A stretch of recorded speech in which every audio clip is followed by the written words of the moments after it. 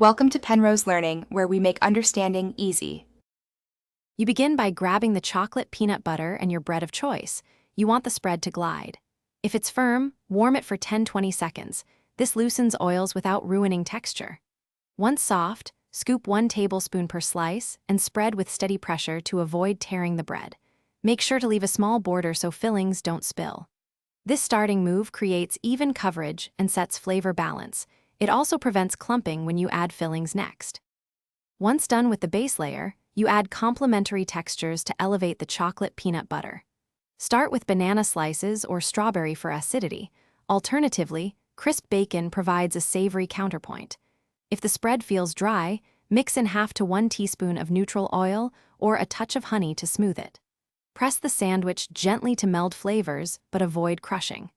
Make sure to cut at a 45 degrees angle for a clean bite. This helps the flavors. You finish by choosing serving temperature. Serve immediately for texture contrast or toast for 1-2 minutes to warm and slightly melt the chocolate peanut butter. If packing later, store in an airtight container and consume within 3 days. Make sure to stir the jar before spreading if oils have separated. If things go wrong, oily separation or grainy texture, stir vigorously, warm briefly, then remix. This resets consistency.